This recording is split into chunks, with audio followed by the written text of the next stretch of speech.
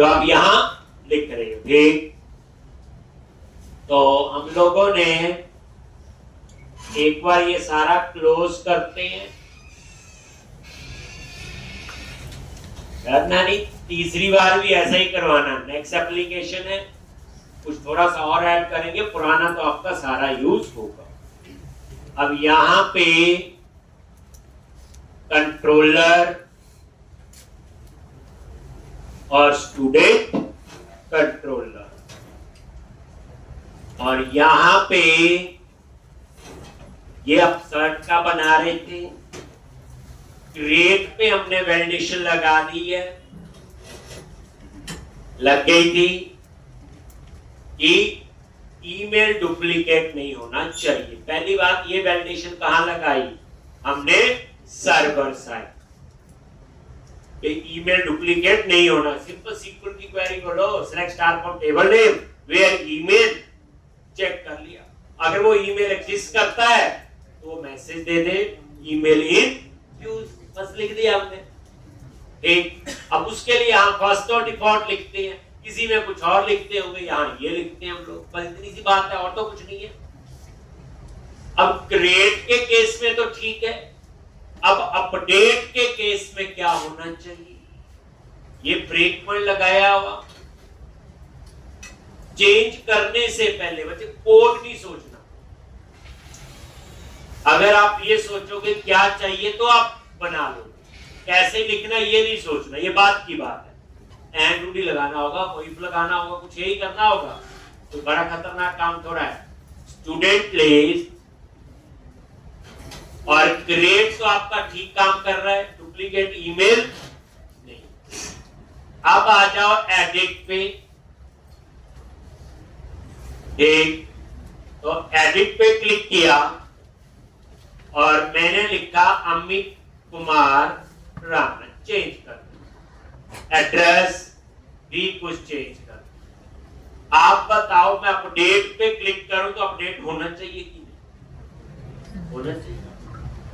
Email नहीं update करना किसी ने, नेम के स्पेलिंग गलत है, एड्रेस अलग था, तो ये अपडेट होना चाहिए एज पर रूल, करेक्ट। यानी प्रोग्राम में कोडिंग बात की सोची, वो हो जाएगी।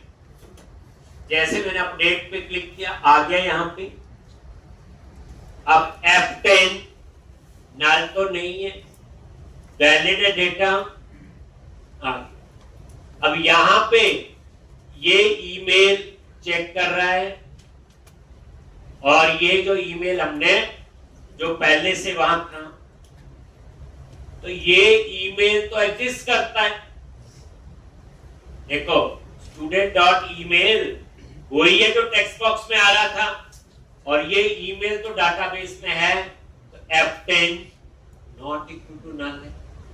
ये देख लो है, तभी उसी ईमेल का डेटा आया। ये देखो है F10 और इसने दे दिया ईमेल इन यूज। इसका मतलब ये केस मेरा फेल हो। लो जी, यानी उसने हमें अपडेट नहीं करने। ये देखो ईमेल, बट अपडेट होना चाहिए। अब दूसरी बात, आप चाहते हो मैंने ईमेल भी अपडेट करना, लो जी, मैंने बोला SS लिख दिया, और ये ईमेल डुप्लीकेट नहीं, पता इस नाम का है ही। अब अपडेट होना चाहिए। एक बंदे ने ईमेल भी अपडेट करना है, बाकी इंफॉर्मेशन भी। अपडेट पे क्लिक किया, आगे यहां पे अब 10, और ये देखो अब ये नल होगा क्योंकि ये ईमेल है ही नहीं। तो F10 ID 0 और ये था अपडेट वाला, फाइंड किया, ठीक, और ये सारी इंफॉर्मेशन अपडेट हो गई। अब इस केस में ये बिल्कुल ठीक चला, यानी अगर ईमेल भी अपडेट कर रहे हो और वो ईमेल डुप्लीकेट नहीं है तो ये ठीक चल रहा है। लेकिन अगर आप ईमेल भी अपडेट कर रहे हो और बाकी इंफॉर्मेशन अपडेट कर रहे हो तो नहीं चल रहा है, क्योंकि वो ईमेल तो पहले से डाटाबेस में है और वो होगा ही अपडेट के केस में। तो हमें ये चेक करना है, मतलब कोडिंग नहीं, यही देखो किस केस में चलता है और किसमें नहीं। आप एक और केस चेक कर लो, एडिट, एक नेम, यह हटा दिया, इस बार ईमेल ऐसा डाल दिया जो ईमेल एग्जिस्ट करता है, ये तो करता ही है, तो अभी अपडेट नहीं होना चाहिए कि, और ये अब ईमेल इसका नहीं है, किसी और स्टूडेंट का। अपडेट पे क्लिक किया, ये देखो F10, ये देखो तो ईमेल इन यूज, तो ये बिल्कुल ठीक है, और इसने बोल दिया ठीक है, ईमेल डुप्लीकेट नहीं होना चाहिए, ये बिल्कुल ठीक चला। एक ऐसा ईमेल डाल दो जिसने करता तो अपडेट हो जाएगा। सिर्फ एक ही केस में हमारा फेलियर था, क्या, जब हम चाहते हैं ईमेल नहीं अपडेट करना और बाकी इंफॉर्मेशन हमें अपडेट, बाकी केस ठीक चल रही है। एक तो वो एक एक केस हमने चेक किया, तो यहां पे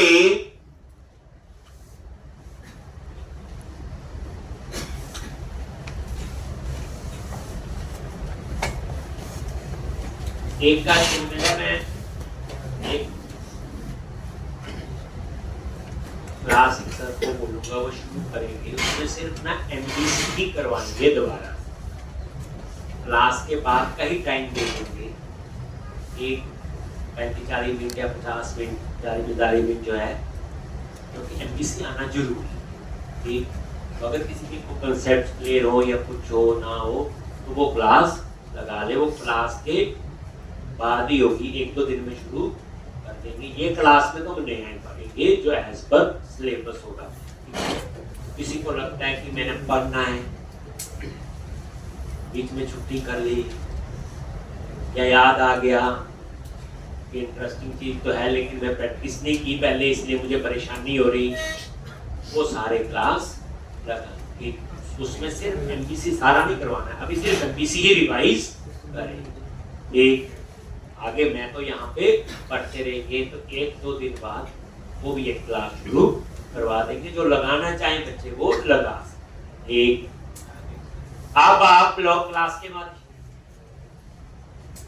बाद 10 मिनट बाद ब्रेक लेंगे, चाय पानी पी के फिर समझ जाते हैं ना। अब यहाँ पे एक चेक लगाना, ठीक है जी, यही चेक है बच्चे, बच्चों ने किया हो कि ने दिखाया क्या करना, डुप्लीकेट ईमेल, ये आपने, और ऐसे तरीके बड़े हैं, मतलब इसके अलावा और भी कई लॉजिक, मेरा लॉजिक लाके आपका कुछ हो सकता है, सबका अलग अलग भी हो सकता है, ऐसा नहीं, अलग अलग तरीके दिखाए हैं मुझे। यहां पे ईमेल अगर सेम है एंड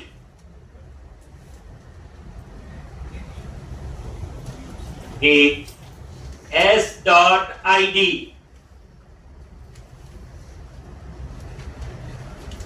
is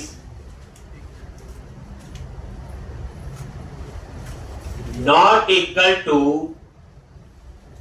जिस स्टूडेंट को अपडेट कर रहे हो उसका आईडी हो गया मेरे लिए। अब तो ये थी ना, ईमेल सेम है और ID not equal to ID, जो आईडी मतलब कहने का ईमेल तो सेम है बट आईडी अलग है, नॉट इक्वल टू यही हुआ, ठीक, तो उस केस में भी अपडेट होना चाहिए। तो ये आपने एक छोटा सा इसके साथ लगा दोगे चेक, यहीं पे फर्स्ट और डिफॉल्ट।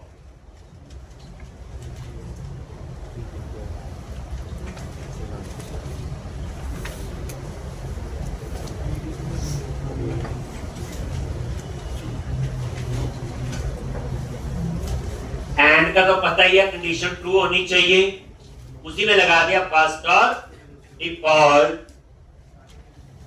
यही थी ना, ईमेल सेम है बट आईडी अलग, ठीक, तो भी वो अपडेट करने, ठीक है। लेकिन ऐसे नहीं लिख दिया फिर टेस्ट करो, सेव ठीक हो रहा है, वैलिडेशन काम हो रही, फिर अपडेट में भी ऐसे चेक करो। ये लो, पहले तो प्रॉब्लम रिकॉग्नाइज करो कि प्रॉब्लम क्या है, बस इतनी बात है। एक कई बार देखा होगा इतनी चीज सोचने के लिए मुझे 2 घंटे लगे, या कुछ बच्चों ने 1 घंटा भी लगा होगा, लिखना सिर्फ इतना सा कोड था। तो कई बार क्या होता है, कोड छोटा होता है लेकिन कंसेप्ट सोचना जो होता है वो बड़ा। अब ये देखो, हम पूरा केस चेक करेंगे। न्यू, पहले न्यू वाला देखेंगे, यही ना गड़बड़ी हो गई, न्यू, ठीक, नया डालेंगे, वो तो हो ही रहा था, ठीक। अब उसके बाद ईमेल ऐसा डाल दिया डुप्लीकेट, इसका तो अपडेट नहीं होना चाहिए, ये किसी स्टूडेंट का है। आगे यहां पे, और ये ईमेल इन यू, तो ये केस तो हमारा ठीक हो गया। ग्रेट वाला ये है, अगर ये ईमेल में अलग डाल दूं कुछ तो ये सेव करने F10, ये ऐड और सेव, फिर चेक करना होता है, हो गया सेव।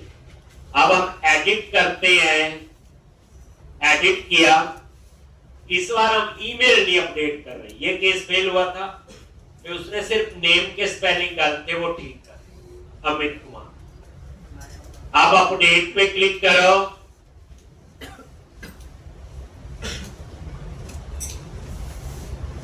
यानी अब अपडेट होना चाहिए, कोड बाद में चलेगा, हमें पता होना चाहिए क्या होगा। ये लो जी,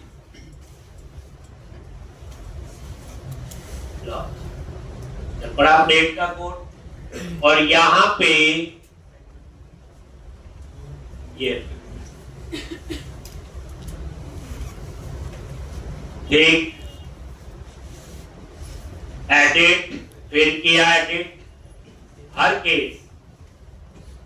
अब मैं चाहता हूं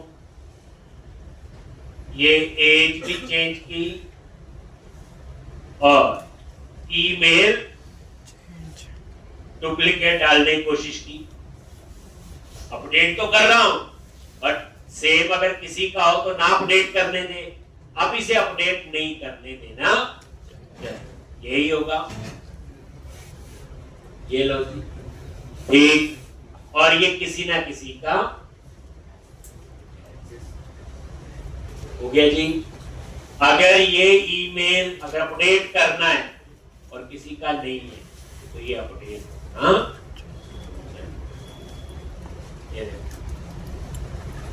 एक ही केस पे प्रॉब्लम थी, उसका चेक लगा। तो ये थी कहानी, इतना सा काम मैंने आपको दिया था, जिन्होंने किया अच्छी बात है, लेकिन टाइम तो लगा होगा सोचने में, एकदम से माइंड में नहीं आया। लेकिन मैं फिर कह रहा हूं, कोड ना सोचो, सिर्फ टाइम लगाओ, पहले क्या प्रॉब्लम है, जब तक आप ये हाथ नहीं डालोगे सॉल्यूशन ढूंढ लेंगे। सॉल्यूशन आप आपस में डिस्कस करोगे, यार ये प्रॉब्लम है, मैं इसका कैसे लॉजिक बनाऊं, यही है ना प्रॉब्लम में, लॉजिक नहीं बनाने आ रहा है। फिर प्रॉब्लम समझ आ गई कि ये कोड कब प्रॉपर काम नहीं कर रहा, तो हमारा काम है रिवर्स इंजीनियरिंग। बच्चे प्रॉब्लम ढूंढो, सॉल्यूशन हम लोग इससे पूछोगे तो क्या पूछोगे, हम बोले कि डुप्लीकेट ईमेल का चेक लगाना, सर ने बोला कर दूंगा, मतलब ऐसे ऐसे पूछा, किसी से हेल्प लेनी है बोलोगे नहीं। अभी कैसे चेक करें कि बंदा जो है वो ईमेल नहीं अपडेट कर रहा है, बाकी इंफॉर्मेशन अपडेट कर रहा है और अपडेट होनी चाहिए, पर उस केस में ये अपडेट नहीं थी। यहां पे एक हल्का सा दिमाग लगा के आपने बोल लिया, ठीक है, ब्रेक पॉइंट लगा दिया। अब हम आगे चलते हैं जी,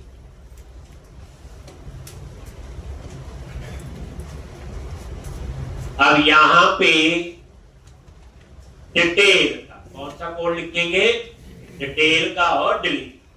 अब डिटेल में आप सेम कोड होगा। आ जाओ आप इंडेक्स पे, राइट क्लिक किया, गो टू व्यू, और ये इंडेक्स वाला पेज बनाया हुआ। ये डिटेल्स नाम से क्या बनाना है? एक्शन, और आईडी जो है इसमें क्या आपका? पैरामीटर।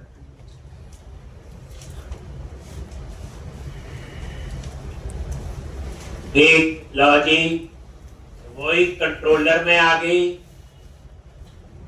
तो यहां पे पब्लिक एक्शन रिजल्ट डिटेल। अब आपको सारी एक्शन रिजल्ट की कहानी पता है, वेर की कहानी पता है। अब फाइंड करेंगे where student from DB context dot students dot क्या लिखेंगे? फाइंड, प्राइमरी की पे फाइंड करना है। ये फाइंड फिर चेक करेंगे स्टूडेंट फ्रॉम डीबी, अगर नल है तो रिटर्न, देखो हाथ डालो सारी हर एक चीज लिखने की, http डॉट फाउंड। अगर ये नल नहीं है ठीक, तो फिर वो व्यू को रिटर्न कर दे। लो, यानी पहले आप सोचो, कोड बाद में लिखो, बस हो गया। एक आप बोलोगे फर्स्ट और डिफॉल्ट भी लगा सकता हूं, लगा सकते हो, लगा लेना, बताया ही था। फर्स्ट और डिफॉल्ट प्राइमरी की और नॉन प्राइमरी दोनों पे चलता है। एक लॉजिक, अब हम डिटेल्स नाम से क्या बनाएंगे? व्यू बनाएंगे, और वहां पे सिंपल डिस्प्ले लिख देंगे। यही है, इससे पहले लिख चुके हैं पिछली एप्लीकेशन में, उससे पिछली में भी लिखा था, याद होगा आपको। ये वही सेम कोड यहाँ पे। अब इसमें आपने देखा क्रिएट और एडिट के लिए 2 एक्शन बनाने पड़ रहे थे, अब एक से काम हो गया। ध्यान दोगे, टर्नरी ऑपरेटर यूज हुआ, कैसे यूज किया एक, लेकिन जो इसमें यूज हुआ एप्लीकेशन में नेक्स्ट बनाऊंगा उसमें फिर यूज होगी। आप डिटेल्स पे राइट क्लिक किया, ऐड व्यू, वही एमबीसी 5 व्यू, और ये डिटेल्स टेम्पलेट क्या चूज किया? Empty without model. एक डिटेल्स चूज कर लिया,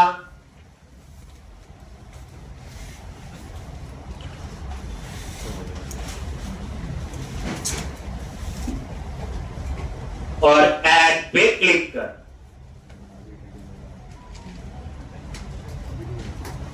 ठीक, तो ये क्या बन जाएगा? व्यू बन जाएगा। एक बन गया। अब यहां पे इसका कोड लिखेंगे, डिलीट करके बताइए, ऊपर मॉडल ऐड करेंगे। पहले सोच लो, मॉडल ऐड करेंगे, हेडिंग देंगे स्टूडेंट डिटेल्स, और एक टेबल सा बना के दिखा देंगे। ज्यादा अच्छा करना होगा नीचे बैक टू लिस्ट भी लगा देंगे, और अच्छा करना होगा उसको मॉडिफाई करना है तो एडिट का भी लगा देंगे। एक, अब सोच लिया पहले, अब लिखो कोड पे। सिंटैक्स अब आते हो नहीं आते होंगे थोड़ा सोच लेंगे, और क्या इसमें। अच्छा, कोड से तो डरना नहीं, कोड के साथ तो खेलना है। जो मन करे छोड़ दो, जो मन करे लिखो। जब तक आप ये नहीं करोगे, एक कोडिंग से डरते ही नहीं। स्टूडेंट प्लेस डिटेल पे क्लिक किया, आगे यहां पे, अब यहां पे पूरी डिस्प्ले करेंगे। तो आ जाओ इसके व्यू पे, आगे डिटेल्स सारा डिलीट किया। सबसे पहले क्या करना है? मॉडल ऐड करो, लॉजिक मॉडल डॉट, और ये फाइंड का कोड है, एक ही स्टूडेंट की डिटेल आएगी, इसलिए यहाँ पे आई नंबरेबल नहीं आएगा। फिर हेडिंग देने के लिए आपको बता चुका हूं, H2, और यहाँ पे स्टूडेंट डिटेल्स, लेकिन थोड़ी बूटस्ट्रैप की आदत पता ही है। Tax hyphen primary, tax hyphen centre. लो जी, रोज करोगे, रोज लिखेंगे, अपने आप याद हो जाएगी। इसमें क्या है, कोई रटने वाली बात थोड़ी है। ये देखो रिफ्रेश आ गया। एक अब आप डिटेल डिस्प्ले करनी है तो मैंने क्या बताया हुआ, टेबल। एक क्या बनाओगे, टेबल। कैसे, लॉजिक टेबल, टेबल की bootstrap, table hyphen border, table hyphen stripe, table hyphen date.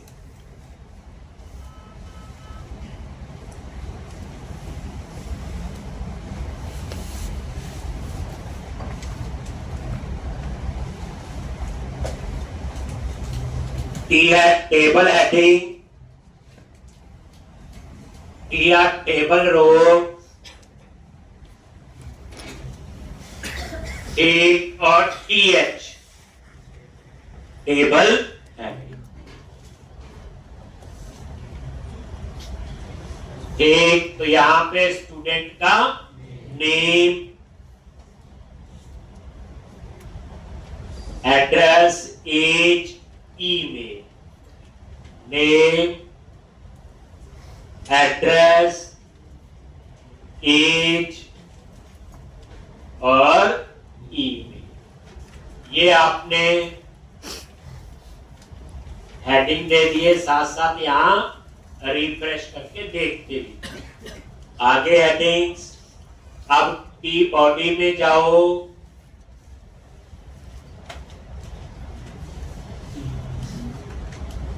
एक अब यहां पे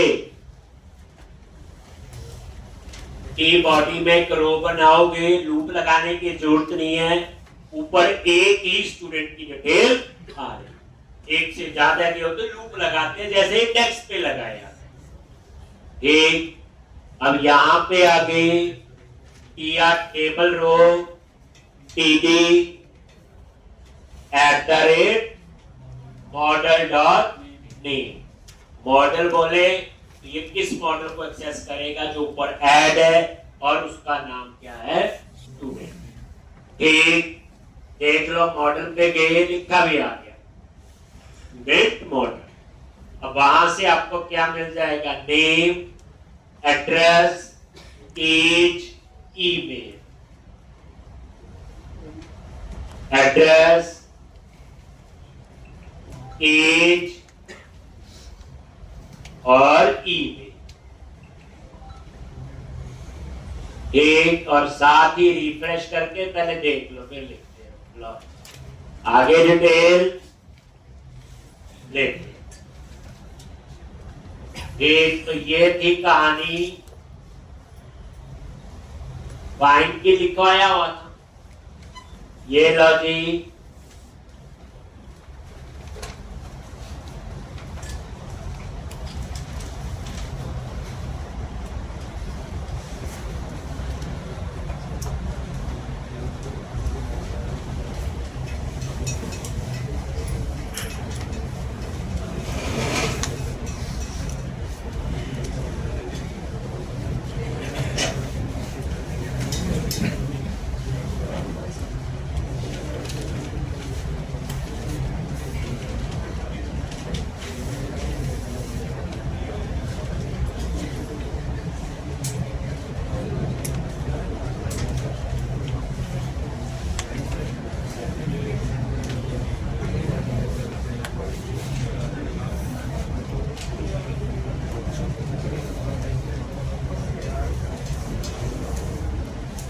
एक तो इसी तरह से ये लो जी, आपका मन है लास्ट में बैक टू लिस्ट, क्या करोगे, HTML डॉट एक्शन लिंक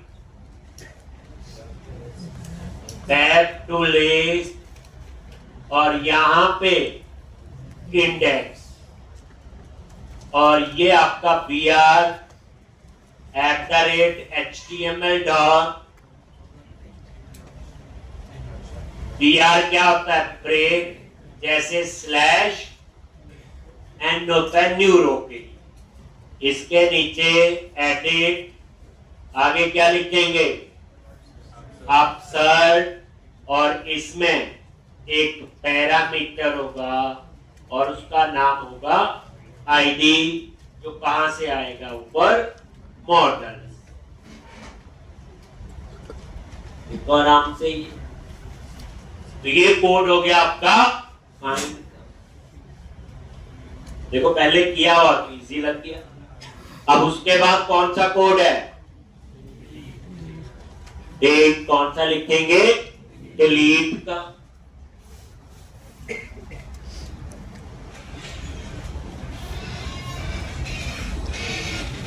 एक कौन सा लिखना जी, डिलीट का।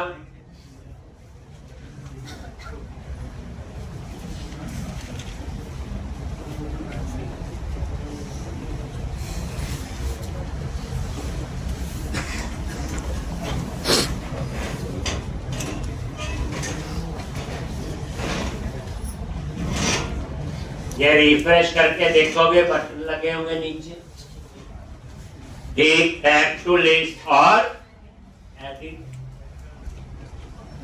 एक। अब उसके बाद लास्ट कोड किसका लिखेंगे, डिलीट का। डिलीट के क्लिक में क्या होगा, फाइंड का ही कोड होगा पहले, फिर डिलीट से पहले उस स्टूडेंट की डिटेल देखनी है, देन डिटेल डिलीट करना। बाद में हम बढ़िया बढ़िया मैसेज भी देंगे, वांट टू डिलीट डेटा, उस पे भी आएंगे। अब यहां पे तो इस क्वेश्चन में नया क्या मिला, एक तो आपको था वैलिडेशन, उसका क्या ध्यान रखना है, बंडल ऐड करना है और मॉडल में चेंज करना, बस और तो कुछ नहीं था उसमें। एक और एक अपसर्ट, ताकि क्रिएट और एडिट के लिए मुझे अलग अलग कोड ना लिखना। ठीक, अब आप लोग तो ये देखो बैक टू लिस्ट काम कर रहा है, डिटेल आ गई, ये देखो एडिट, ये भी काम कर रहा है। अब हमने क्या करना है, डिलीट। तो इसके लिए क्या करोगे, पहले डिलीट का बटन कहां लगा हुआ, इंडेक्स पे, तो एक बार इंडेक्स के व्यू पे जाओ, देखो क्या नाम रखा था, डिलीट, और इसमें एक आईडी पैरामीटर। अब क्या करोगे आप, यहां पे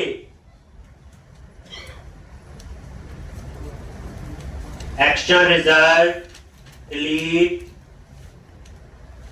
और आईडी पैरामीटर, और यहां पे क्या कोड होगा, फाइंड का, तो यही हो जाएगा जो ऊपर लिखा हुआ। आपने नहीं कॉपी पेस्ट करना, लिखना है, समझना है कोड। आज ये एप्लीकेशन मैक्सिमम कंप्लीट होगी, क्लाइंट साइड वैलिडेशन का आइडिया हो गया, ईमेल वाली सर्वर साइड की थी, लेकिन ऐसी वैलिडेशन बनी नहीं है, जैसे age must be greater than equal to 80, हमने वहां रेंज लगा, तो रेंज जो होता है उसमें मिनिमम और मैक्सिमम होगी, और याद रखना जो रेंज है उसमें मिनिमम और मैक्सिमम डेट भी हो सकती है, जरूरी इंटीजर वैल्यू होगी। जैसे आप चाहते हो date of birth between 2 dates, तो रेंज के अंदर मिनिमम डेट दे दो और मैक्सिमम डेट दे दो, ठीक, तो वो उस तरह से काम कर सकता है। ठीक, तो रेंज का सिर्फ ये नहीं कि इंटीजर एज है, लेकिन मेरा इससे काम नहीं हो रहा है, मुझे एक ऐसी वैलिडेशन चाहिए कि age must be greater than equal to 80, तो उसके लिए भी कस्टम वैलिडेशन आनी चाहिए। पासवर्ड इतने कैरेक्टर का हो, तो कुछ ऐसी वैलिडेशन होती जो नहीं बनी है, बनी है वो तो यूज कर ही लेंगे, रिक्वायर्ड बनी थी, रेंज बनी थी, ईमेल एड्रेस बनी थी, हो सकता कोई ना बनी हो तो हम बना भी सकते। अब हम क्या करेंगे, डिटेल नाम से डिलीट नाम से, कैसे, राइट क्लिक किया इसी में ही, add view MPC file view और ऐड कर लिया सेव। एम्प्टी है, कोई इसमें वो नहीं। ठीक, तो अब आपका ये देखो डिलीट नाम से ये व्यू, और यहां पे हम लोग डिस्प्ले करेंगे, फिर डिलीट का बटन लगा, ऐसे ही होगा। तो अब आप ये रन करो, ये तो फाइंड का ही है, डिस्प्ले का टेबल की जगह हम लोग और तरीके से देख लेते हैं, देखते हैं। पूरी रिवीजन है। स्टूडेंट लिस्ट, आप डिलीट पे क्लिक किया, यहां पे डिटेल आनी चाहिए जिसको डिलीट करना है। अब ये कोड हम चाहें डिटेल वाला कॉपी पेस्ट में, तो नीचे डिलीट का बटन लगा दो, और क्या करना। ठीक, तो यहां पे हम लिख लेते हैं, लो जी मॉडल ऐड कर लो, कौन सा, स्टूडेंट, ऊपर हेडिंग दे दिया H2, स्टूडेंट डिटेल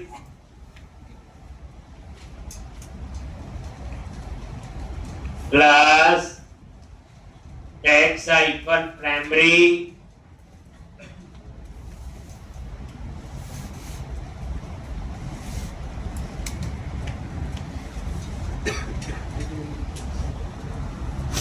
तो कर दो डिलीट, डिलीट का एक। अब किसको, उसकी इंफॉर्मेशन डिस्प्ले कर दो। लो, इस बार टेबल नहीं, हम टेबल लगा लेते हैं एक सिंपल। इसके अंदर बी टैग होता है, bold, I italic, U underline, और यहां पे नेम और आगे स्टूडेंट का नेम आ जाए। तो मॉडल से मॉडल डॉट नेम, और बीआर ब्रेक, जैसे स्लैश एन होता है न्यू रो के लिए, थोड़ी HTML से भी खेल लेंगे धीरे धीरे। ये बोल्ड में लिखेगा नेम,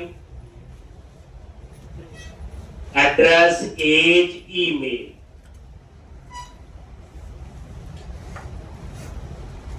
नेम, एड्रेस, ये एड्रेस के लिए हो गया, एज, और ईमेल, और ये ईमेल। देख लो थोड़ा डिजाइन, ये देखो रिफ्रेश करके ऐसे आ जाएगा। यहां पे हम डिलीट का बटन, और उसमें वो डिलीट होना चाहिए, लेकिन डिलीट में वो सबमिट होगा, जैसे सेव में था अपडेट में, तो यहां फॉर्म टैग लगाना पड़ेगा, तभी हम डिलीट का फिर लिखेंगे HTTP। पहले आप पहले सोच लो, धीरे जब पहली बार ऐसे कंसेप्ट पूरा होना चाहिए, क्योंकि पिछली बार दिखाया था उन्होंने अपने आप लिखा हुआ था, ये समझाया। तो अब यहां पे @UC, इसके लिए होता आपका ये डिस्पोजेबल ऑब्जेक्ट बनाने के लिए एक, और इसके अंदर HTML डॉट बैकएंड फॉर्म, एक ये फॉर्म टैग है, ये कितनी इंफॉर्मेशन सर्वर पे भेजनी वो बताए। सेलेक्ट करो, कंट्रोल+K+D, क्या करेगा इसे,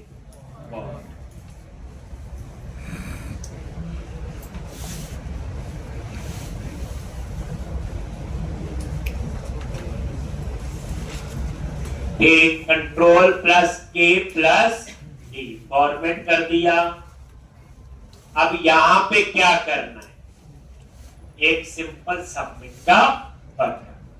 कैसे लगाते हो, इनपुट टाइप सबमिट लिख लो, चाहे बटन टाइप सबमिट। लो जी, वैल्यू दे दी डिलीट, क्लास कौन सी, btn हाइफन डेंजर। ये आपका डिलीट का बटन लग जाएगा। ये देखो, एक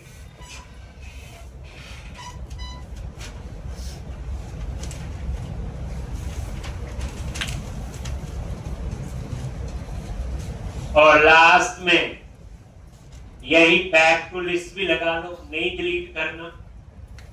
तो यहां पे @html dot action link back to list, और क्या लिखेंगे, इंडेक्स घुसाए, तो एडिट का भी लगा लो, वो आपकी है, मेरे को ऐसा चाहिए नहीं, वो लड़ाई वाली बात थोड़ी है।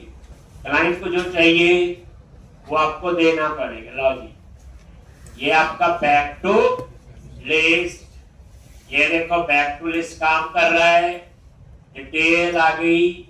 अब डिलीट, तो अभी हम सीधा इसके बाद कोड लिखेंगे डिलीट का, क्योंकि इनपुट टाइप सबमिट है। ठीक, तो जब ये सबमिट होगा तो ये कहां जाएगा, मुझे डिलीट नाम से क्या बनाना है इसका, http पोस्ट।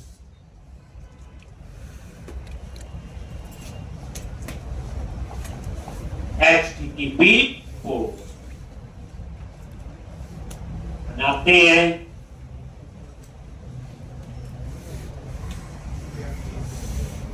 जल्दी समझा इसमें क्या, पिछले प्रोग्राम में ये सारा कुछ लिखा हुआ था, अब हम लिख रहे, हम थोड़ा समझ के लिख रहे, जितना वहां उनका भी कुछ लिखा। ये प्रोग्राम जो है हर बच्चा 3 से 4 बार बनाए। आज ये जैसे कंप्लीट होगा इस एप्लीकेशन को, क्योंकि यहाँ हर चीज हमने लिखी है, कम से कम 2-3 बार तो आप इसको करोगे। एक मैंने इसमें आपको करवाना है कस्टम वैलिडेशन, तो इसमें भी नई चीज सीख ली, अपसर्ट वैलिडेशन का टॉपिक।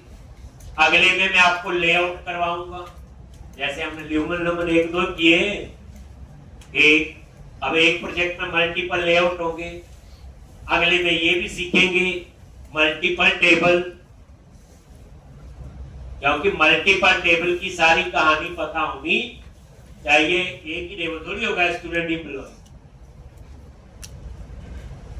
तो अब आप इतना हो गया, तो अब हम क्या करेंगे, सबमिट पे जैसे क्लिक करोगे तो यहां पे http पोस्ट, और यहां पे पब्लिक एक्शन रिजल्ट डिलीट, तो सबमिट होके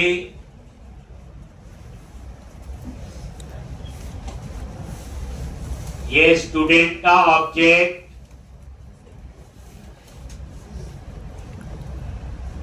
और उसके बाद फाइंड करेंगे। लो जी, फाइंड का कोड यही तो लिखा हुआ, हमने लिखा था, आपने लिखना है। और यहां क्या पास करेंगे, स्टूडेंट डॉट आईडी,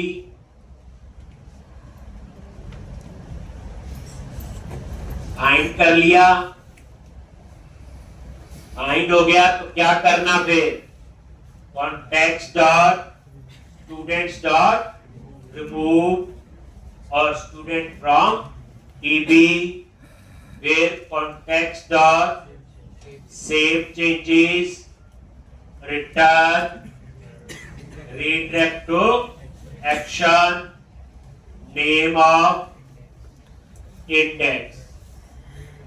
ये लो जी, यहां लगा लो ब्रेक पॉइंट और अब हम इसको टेस्ट करेंगे। तो ये सीधा कोड था। अब मैंने इसमें आपको करवाना है कस्टम वैलिडेशन। क्लाइंट साइड समझ आ गई, व्हाइट बोर्ड चल रही है, बंडल यूज करना है वैलिडेशन वाला। सर्वर साइड पे चेक कैसे लगाते हैं, जावास्क्रिप्ट डिसेबल हो वो भी मैंने बता दिया। सर्वर साइड पे अपनी वैलिडेशन ईमेल की लिखी, कुछ भी हो सकता है वो भी बता दी। अब आपको बताएंगे कोई ऐसी वैलिडेशन है जो बनी नहीं, कस्टम आपको बनानी पड़ेगी, वो हम लोग सीखेंगे कैसे हमने बनाया। इस एप्लीकेशन को 3 बार बनाना,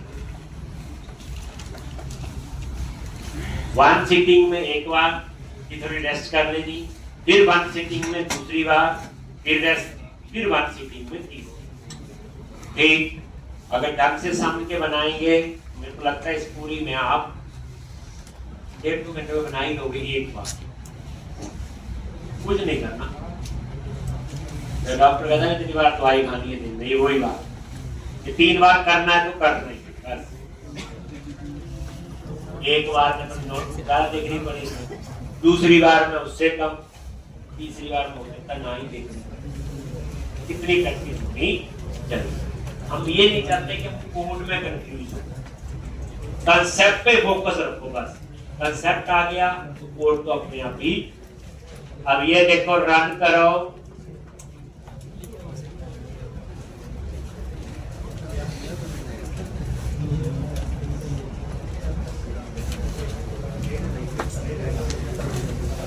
स्टूडेंट प्लीज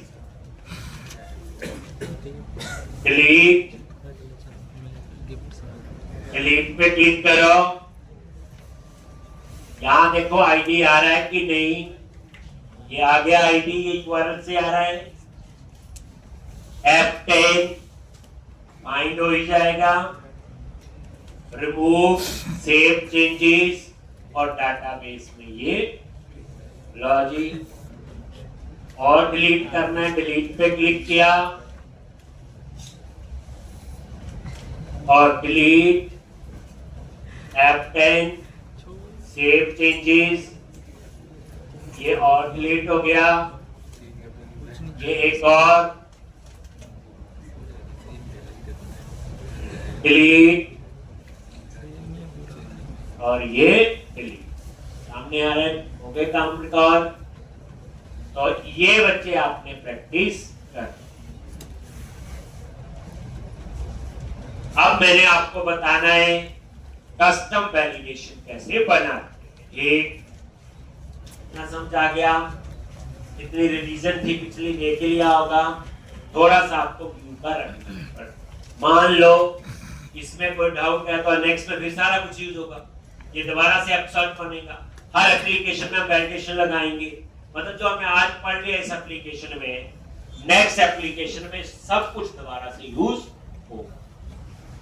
पढ़ते इसीलिए जब यूज करना हो प्रोजेक्ट, अगर आपने यूज ही नहीं करना तो उस पढ़ने का क्या फायदा हो। अगर मैं आज ये लेक्चर अगले में ना यूज करूं, फायदा क्या है। उसमें हम थीम भी अप्लाई करेंगे, वैलिडेशन भी लगाएंगे, अपसाइड भी बनाएंगे, बस उसमें कुछ और ऐड ऑन करना वो हमने सीखना है, जैसे मल्टीपल टेबल्स। तो कस्टम वैलिडेशन के लिए क्या करना है, ये सारा क्लोज कर दो और यहां पे एक अपना फोल्डर बनाओ कस्टम वैलिडेशन, क्योंकि कितनी हो सकती है। तो प्रोजेक्ट पे राइट क्लिक करो, ऐड न्यू फोल्डर, फोल्डर का नेम दे दिया कस्टम वैलिडेशन।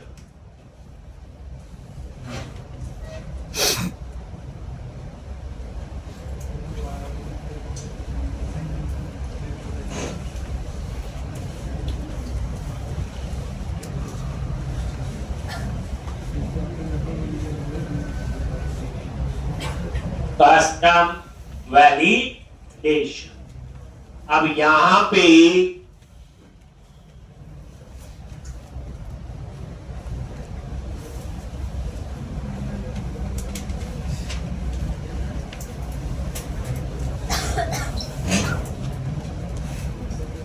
हमने एज की वैल्यूएशन लगानी है।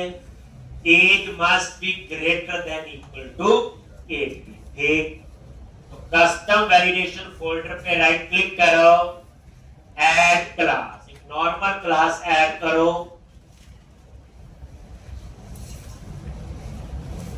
एक, और यहां पे इसका नेम लिख दिया एज वैलिडेशन।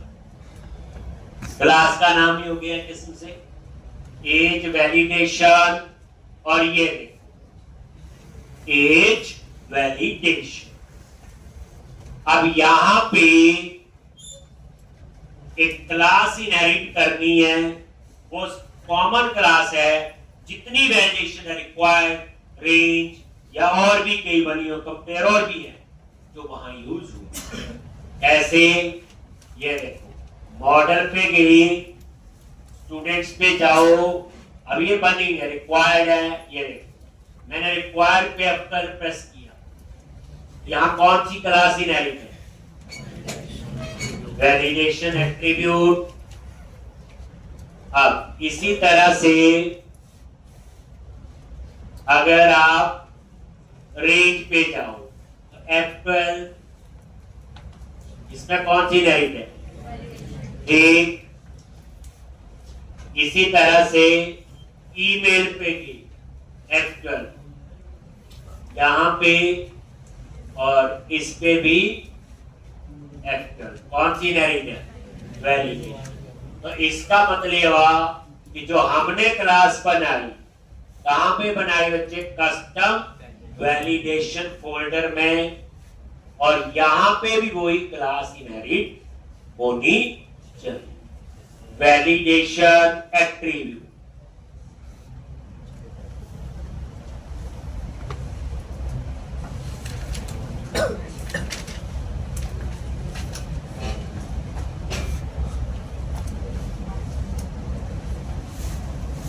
और ये उसका name space system dot component model dot data annotation. हमने भी क्लास वही इनहेरिट करनी जो वो कर रही थी, रेंज में, ईमेल में, रिक्वायर्ड में। ऐसे कल को कंपेयर है, स्ट्रिंग लेंथ और भी है।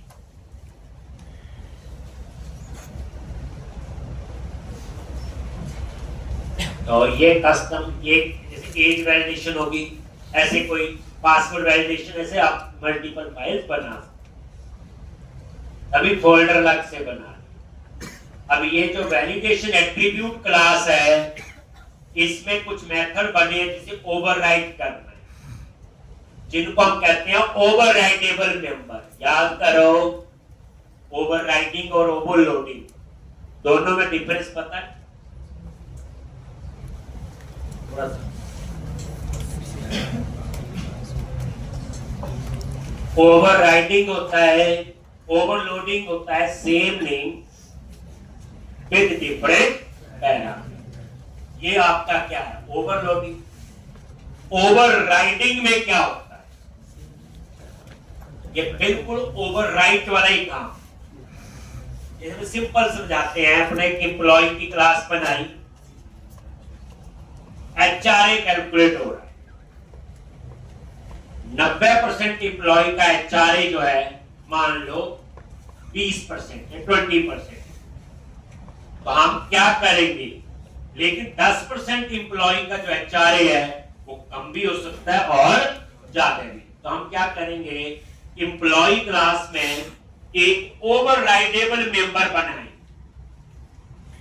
और उसके अंदर हम लिख देंगे कि HRA कितना कैलकुलेट, 20%। ठीक है। अब उस एम्प्लॉय क्लास को जहां इनहेरिट करना, इनहेरिट करते जाएंगे। जहां तो 20% चाहिए तो एम्प्लॉय क्लास में आपने बनाया वही कॉल हो जाएगा। लेकिन जहां पे मान लो इससे कम या ज्यादा चाहिए, तो जब आप एम्प्लॉय क्लास को इनहेरिट करोगे तो वो HRA वाले मेथड को क्या कर दो? ओवरराइड कर। और उसमें क्या करना है, जो आपका HRA 20% था, मान लो 15 करना है, तो वहां 15 के हिसाब से कैलकुलेट हो जाएगा, यानी वो मेथड ओवरराइट हो जाएगा। 20% की जगह 15%।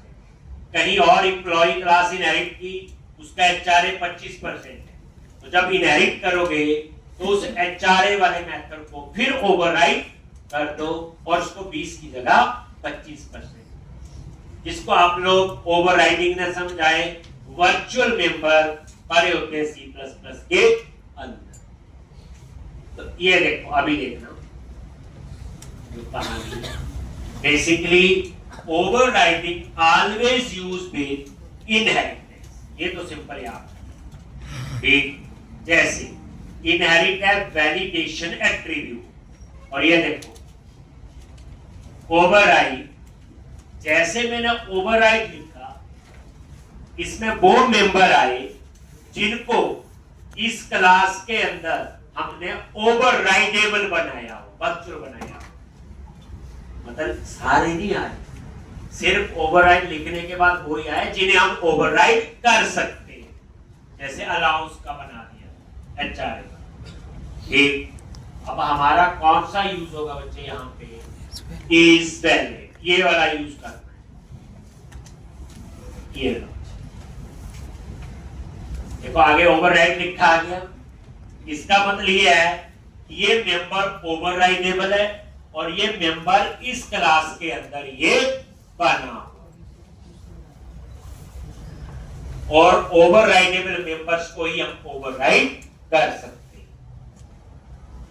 अब इसके अंदर हम कोड मर्जी से लिख लेंगे। दोबारा देखो बच्चे, ये देखो ना अपने आप ही आ गई, आप ये मर्जी से नाम नहीं चेंज कर सकते यहाँ पे, ये वो नेम है जो इसमें, लेकिन ये सारे मेथड नहीं आए, सिर्फ वो आए जो ओवरराइड। तो ये आपका इज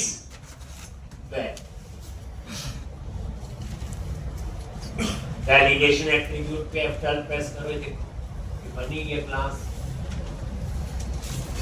ये देखोगे कहीं ना कहीं इज वैलिड लिखा हुआ ना, और ये क्या है, वर्चुअल, तभी हम ओवरराइड कर पाए।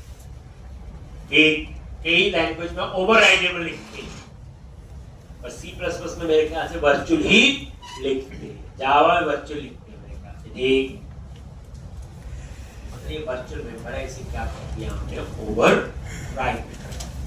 ओवरराइड का मतलब ये होता है, देखो अगर मैं बोलूँ सिंपल समझो, जैसे ये यहाँ पे बना हुआ, इसमें एक कोड लिखा हो, नहीं ओवरराइड करोगे तो वो कोड तो चलेगा, लेकिन किसी स्पेसिफिक केस में उसके कोड में डिस्क्रिप्शन चेंज करनी है, अंदर नाम नहीं चेंज कर सकते, प्रोटोटाइप नहीं चेंज कर सकते, बस देन हम लोग ओवरराइड यूज। एक आप ऐसे भी याद रख लो, ऐसे मेथड मेंबर है हमारे पास 10 इस क्लास के अंदर, जिनका 90% तो ऐसे काम करेंगे, 10% उनका लॉजिक चेंज हो सकता, तो उन सभी मेंबर को क्या बना दो, वर्चुअल, यानी ओवरराइड। फिर क्या होगा, जिसको जहां जरूरत होगी इनहेरिट करेगा और उस ओवरराइड मेंबर में चेंज करने की मैं करने वाला हूं। ठीक, अब मैं इसके अंदर यहाँ पे चेंज कर, ये अपने आप आ गया था। आप ये नहीं चेंज कर सकते, बस इसके अंदर की कहानी ही चेंज कर सकते। लिख लो तो चाहिए आप, मुझे चाहिए है लॉजिक एज। अब जो वैल्यू में आए, अब ये वैल्यू जो है ये क्या आपकी ऑब्जेक्ट है, मुझे टीचर मैंने जान के दिया, एक कन्वर्ट डॉट टू इन 32 और वैल्यू, ये कन्वर्ट 32 भी 4 बाइट्स होता है, इंट भी 4 बाइट्स आ गया। यहां पे वो वैल्यू आएगी जो एज पास होगी, कहां से, टेक्स्ट बॉक्स जहां हम कॉल करें, if age is greater than equal to 80, अब यहाँ ये कुछ भी लगा लो, अब यहाँ ये ना अजीब है, जो मर्जी चेक लगाओ, वैल्यू एज आ गई आपके पास। अब क्लाइंट का जो चेक लगा लो, अगर ये ग्रेटर देन इक्वल टू 18 है, then return validation result dot success. और अगर ऐसा नहीं है तो मैसेज आए age must be greater than equal to, तो यहीं से रिटर्न कर दिया उसके लिए वैलिडेशन रिजल्ट, और यहां पे age must be greater than equal to, बस हो गया। तो बड़ा खतरनाक कोड तो लिखना, वो तो रिक्वायरमेंट क्या है।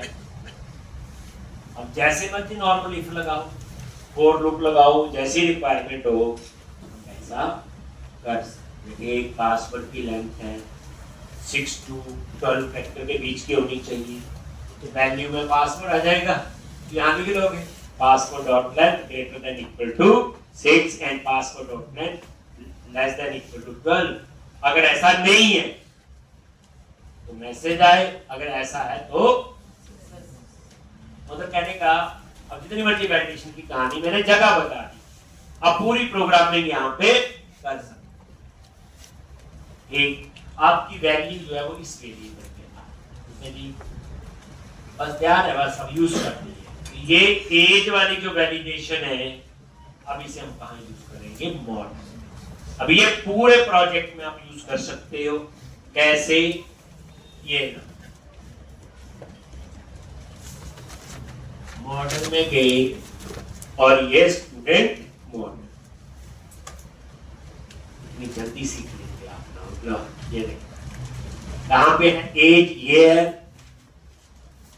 एज, और ये रेंज वाली तो कमेंट बना दो, इसकी जरूरत नहीं है अब। और इसकी जगह तरीका वही है बच्चे, लो लिख दिया, और इसका नेम स्पेस ऊपर ऐड, या क्या नेम होगी, लग गई है। अब हम रन करके टेस्ट कर लेंगे। कल हम लोग डाटाबेस पढ़ेंगे, आज से आपको टाइम मिल गया। फॉर्म की नाम बनाए, क्या प्रॉब्लम, मैं इतना बता कौन पढ़ के आया हो, तो पढ़ के आया मैं इतना बता दे। फॉर्म की नाम बनाए तो क्या,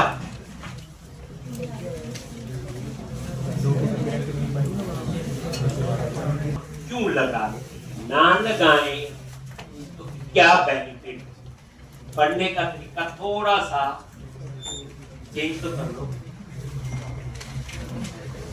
सीधी डेफिनेशन पढ़ के तो कोई फायदा नहीं।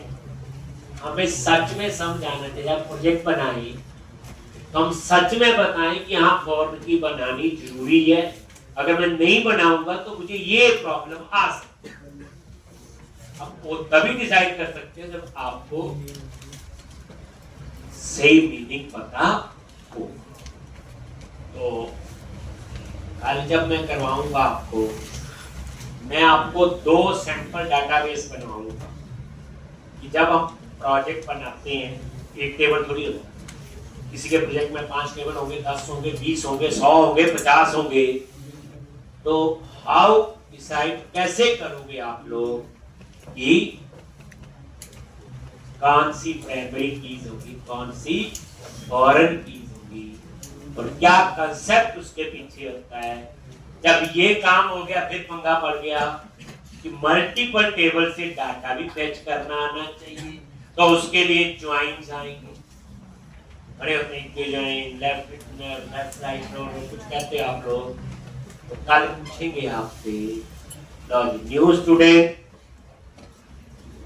ये देखो नेम, एड्रेस और एज। अब सबमिट करोगे, लो नहीं करने दिया और ये मैसेज आ गया age must be greater than 18, 19 करो और ये देखो से, ठीक है जी। मुबारक आपने ठीक सीख लिया। तो इतबार से इस एप्लीकेशन में टाइम मिल गया। कल मैंने डाटाबेस सीखा, ठीक, तो उतनी देर की इस एप्लीकेशन को आप लोग 2 या 3 बार 2 दिन मिल गए आपको, ठीक, तो आज भी करोगे और कल भी। कल मैं डाटाबेस बड़ा इंपॉर्टेंट कंसेप्ट बताने जा रहा हूं जो डेवलपर्स को नहीं पता